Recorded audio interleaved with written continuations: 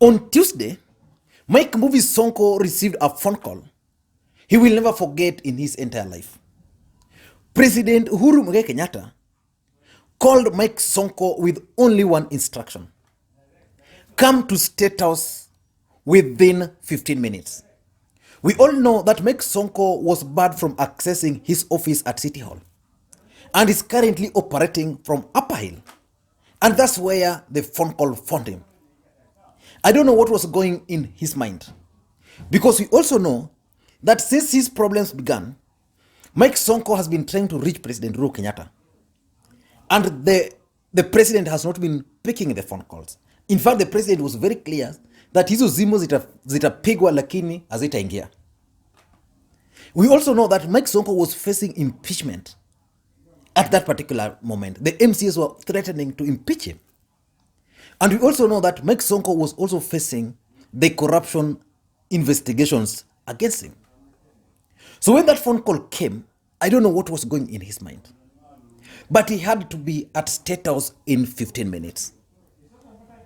And while Mike Sonko was heading to State House, the acting county secretary also received a similar phone call to head to State House. And when they arrived at State House, shock was waiting on them. They found President Uhuru Kenyatta seated there. And on this other side, there was Eugene Wamalwa and the immediate former county secretary, Maureen Tat, also there. So when they joined them, a document was flashed out. And they gone through it. They went just briefly through it. And to the surprise, to the surprise of Mr. Kangete, who is actually the county secretary, his name was listed as a witness. So he was shocked. This is a document they had never seen. Mike Sonko did not even know why he was invited to State House. And here they are, a document has been given to you to sign. And in that document, President Uhuru Kenyatta, through Eugene Wamalwa, who is the devolution cabinet secretary, were actually transferring certain functions of the county government of Nairobi from the national government. From the county government to the national government. Remember the kind of a person we are dealing with here. We are dealing with the Mike Movie Sonko. He didn't even consult anybody before going there. But he had to sign that document. And he signed the document. But the biggest question which most Kenyans are asking, why did President Uhuru Kenyatta force Mike Sonko to transfer certain functions of the county government to the national government? I wanted to look at possibly the reasons why the president made that move. But before we do that, if you're bumping on this video for the first time, I want you to just take a second or two and hit the subscribe button so that next time we produce a video like this one, you get notified. Now back to the main issue. On Tuesday was a very interesting day. Mike Sonko received that phone call, headed to State House, and a document was flashed. And in that document, certain functions were being transferred to the national government.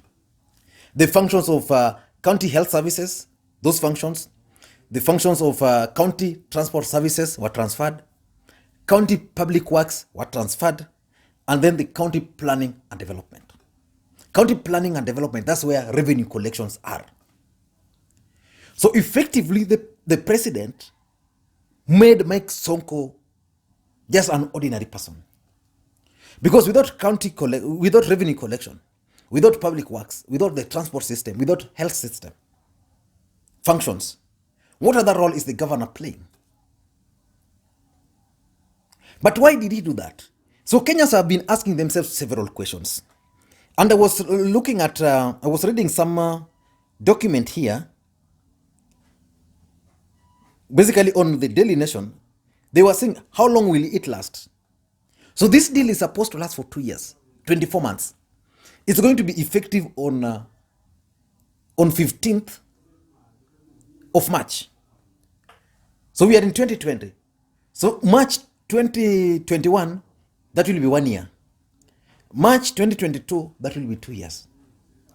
By March 2022, the country should be gearing for an election. So effectively what these guys have done is that Mike Sonko will no longer be the governor of Nairobi. And the interesting thing is that after this thing happened, after that change, ile simba ya Mike Sonko yenye kwanga pale City Hall was removed. I don't know who did that. But it's very funny that hiyo simba yake, because anajiitanga simba wa Nairobi, was also removed. Symbolically, and the next day it was symbolically removed, symboling that Mike Sonko had actually departed from State House. I mean from City Hall. But why was President Uhuru Kenyatta made that move to take over functions of the county government? In my view, I think there are three main reasons. The first reason, I think, is international image. Nairobi is the capital city of this country called Kenya. And we know that Mike Sonko has not behaved in a manner to reflect a guy who is supposed to be the leader of the capital city. And I'm told at some point, this arrest, when he was arrested, that made international headlines. And that was not good for the country. So the president didn't want those drama. Because even if you follow how Mike Sonko was behaving the other day, he kept on appointing deputy governor. The next day, cabinet secretary, county executive committee members are kicked out. The next day they are appointed. The next day they are reshuffled. Some are suspended. The next day they are reinstated. It was just a confusion all over. And I'm told there's a point that the diplomats in this country actually complained to President Uhuru Kenyatta, especially the dealings of Mike Sonko. They didn't like the way Mike Sonko was operating, maybe based on the intelligence they had. So because the president was keen on the image of Nairobi and Kenya at the international stage, he had to say no to that kind of drama. That's why Mike Sonko went there without knowing what he was going to find himself in, while the system, through President Uhuru Kenyatta, had actually done a document, prepared a document just ready for signing. So that's number one. Number two, I think the president was also averting possibility of a by-election in Nairobi. And that's what Mike Sonko wanted. A possibility of a by-election. A by-election in Nairobi was going to be very costly. That's number one.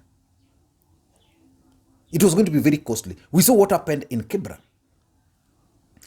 And because ODM believes that they have the majority in Nairobi, if a by-election was occasioned in Nairobi, ODM was going to sponsor a candidate. And you believe, being that the governor was their candidate, they were also going to sponsor a candidate.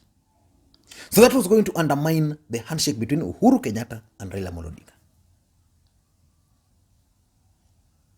So they decided the best thing is to avert any possibility of a by-election. And how was this by-election going to be occasioned? For those who might not have known, Mike Sonko was going to be impeached. I'm still certain that these guys are likely, the MCS, and I opined like that in one of my videos. The system is not very keen on removing Sonko. That's one thing I have maintained. But the MCS wanted Mike Sonko to be impeached. And out of their 122, already 102 had appended their signatures and were willing to impeach him. So the moment Mike Sonko was going to be impeached, the country was going to be in a crisis because we didn't have a substantive deputy governor. We can claim the way we want that Mike Sonko had appointed a deputy governor. But who vetted that deputy governor? Nobody vetted that deputy governor. So basically, a crisis was going to occur. So which means the speaker was going to act for 90 days and an election was going to be prepared within those 90 days. The state and the system were not very ready for that because of so many other factors. The second thing which was going to happen was that Mike Sonko is a street smart guy. Yeni mtu wa wanja. Japap. According to Greek. So he knew so well that his chances of surviving was going to be very minimal. But to save his name, he was not going to allow the MCS to embarrass him. He was just going to resign. And by resigning, without no substantive deputy governor, Mike Sonko was going to create a crisis in Nairobi. So it was going to occasion a by-election. And that by-election was likely to use his money to influence, together with William Ruto, they were going to influence that particular election. And this is basically what this system didn't want. So President Uhuru Kenyatta didn't want a situation where the people of Nairobi are again subjected to another by-election because of the handshake, even the country economy is doing badly, and even the stability of the city. Number 3, there's always been this idea that Nairobi city should be under national government. And for those who are very keen, the system is likely to do that. And they're doing autopilot with Nairobi. And in that metropolis, there was this idea of having some parts of Kiambu to Nairobi, having some parts of Machakos to Nairobi. Then it becomes now a metropolitan, but managed through the national government. But a mayor is elected, some kind of a mayor elected, or if it's a governor, a ceremonial governor. And this is what these guys are trying to do. Because Mike Sonko is currently the governor, but on paper, based on the fact that these particular key functions have been taken to the national government, he's just a guy there, figurehead, no functions. Yeah. So this is what these guys are actually testing. Is it possible to have Nairobi controlled under the national government, but then we have another figurehead with very reduced or minimal functions to perform? This is one thing which I know is likely to happen. And number 4, just like I keep on saying, do not fight system. Nobody in this world has succeeded in fighting systems. Raila Odinga has tried his life, he has never succeeded. Everywhere else, even Nelson Mandela tried fighting system of apartheid, he couldn't. The win just came after he agreed to work with them. So Mike Sonko wanted to fight the system in Nairobi. But the system said, no, there is no way. We are going to kick you out. And because Mike Sonko is erratic, he's a good guy, he understands the masses, he's a darling to them, but he's also erratic. Because Mike Sonko is erratic, they laid a trap for him.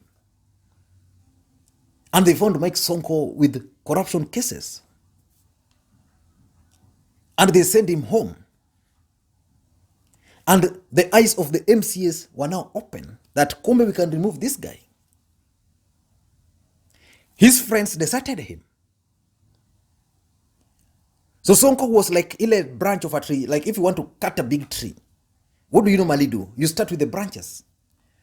So Sonko is like hizo branches, a tree with branches. So the branches have already been cleared. So it's like stream imesimama tu hivi. So these guys are just waiting for how to cut him. So an opportunity came and the system have now destroyed him.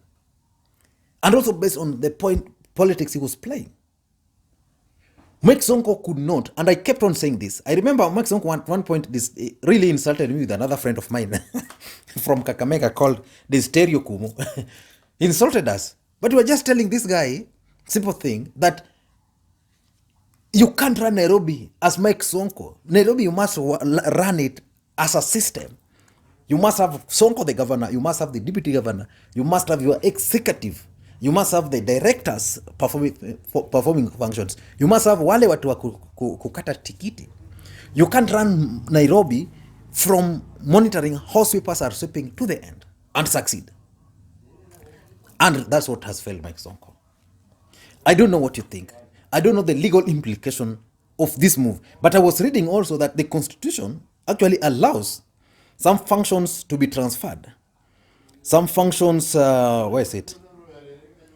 I was reading somewhere, where is it? I was reading somewhere here that Article 187 states that according to the Constitution, Article 81.7a, a function or power of government at one level may be transferred to a government at another level by agreement between the governments. So it means the county government and the national government can enter into any agreement to transfer certain functions. Whether those functions are to be performed by the county government or county governments can actually perform some functions of the national governments. The functions will be more effectively performed or exercised by the receiving government, and B, transfer of the functions or power is not prohibited by legislation under which it is to be performed or exercised. So basically, that gave the national government a window to exploit. Let us wait to see how this thing is going to move. But I want to assume that Mike Sonko is done. Mike Sonko is done. These guys have finished him. But he should not resign. He should just hang on until 2022. As long as he's not impeached, he can make a comeback. He can make a comeback in future. I don't know what you think. But if you're bumping on this video for the first time, just like I was requesting, just hit the subscribe button so that next time we produce a video like this one here, you get notified. To the subscribers, I want to continue. Thank you guys for your continued support. Without the support, this channel would not be where it is today. Thank you guys, and please may you have a good day.